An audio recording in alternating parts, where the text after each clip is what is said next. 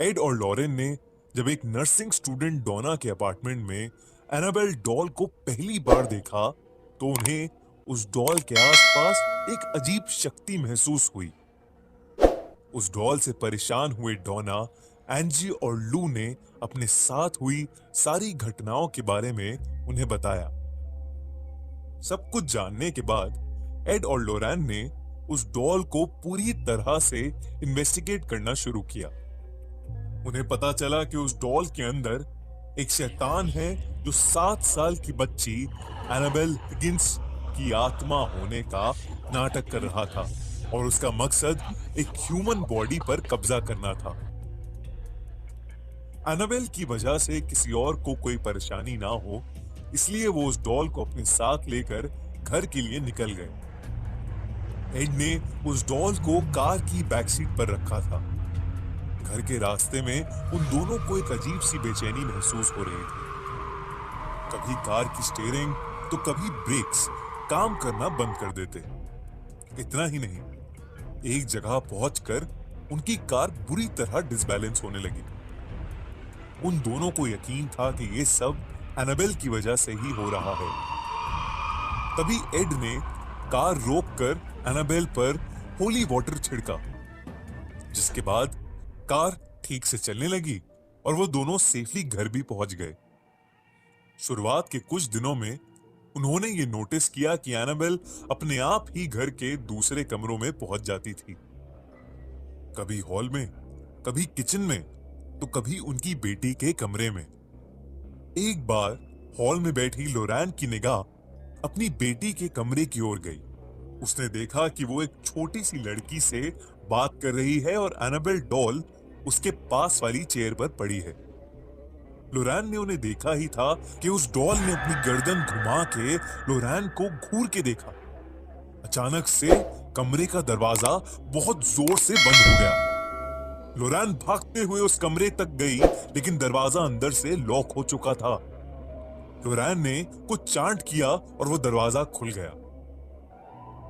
वो जब अंदर पहुंची तो उसने देखा कि उसकी बेटी बेहोश हो चुकी थी और एनाबेल डॉल नीचे फर्श पर गिरी पड़ी थी। ये देखकर वो बहुत डर गई। जब उसकी बेटी को होश आया तब उसने बताया कि वो एनाबेल नाम की एक लड़की से बात कर रही थी। फिर अचानक उसे चक्कर आए और वो बेहोश हो गई। उस रात एड के साथ भी कुछ बहुत अजीब हुआ। एड अपने कमरे में सो रहा था जब उसे किसी छोटी बच्ची के हंसने की आवाज आई। उसे वो आवाज किचन से आ रही थी। एड जब अपने बेडरूम से निकलकर वहां पहुंचा तो उसने देखा कि एक बहुत छोटी सी लड़की फ्रिज के पास बैठी है और वो एड को देखते ही पर्दे के पीछे जाके छुप गई। एड को पर्दे से बस उसकी परछाई दिख रही थी और पर्दे के नीचे उसके पैर। एड को ऐसा लग रहा था कि उस परछाई में उस लड़की के हाथ में एक डॉल है। एड अपने हाथ में होली वाटर लेकर जैसे ही उस पर्दे के पास गया, वैसे ही पीछे से उसके कंधे पर किसी ने हाथ रखा, जिससे वो चिल्ला उठा।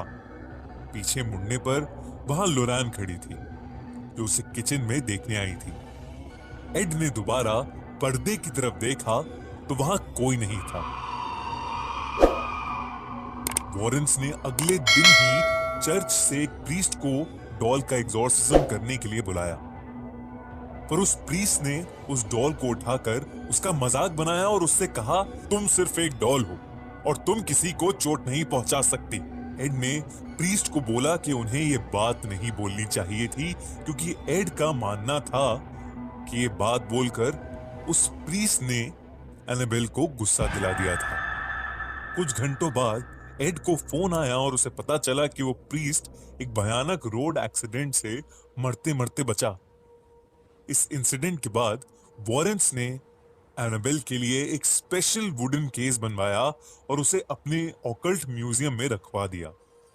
वॉरेंस जिंदगी भर काफी सारी अजीबो गरीब चीजों के बीच रहे थे, लेकिन एनाबेल उन सभी से बहुत ज्यादा भयानक और डरावनी थी। चाहे कोई भी इंसान क्यों ना हो, वो उसे किसी भी हद तक चोट पहुंचा सकती थी। इसीलिए वॉरेंस ने हमेशा के लिए उसे एक वुडन लॉकर में बंद कर दिया।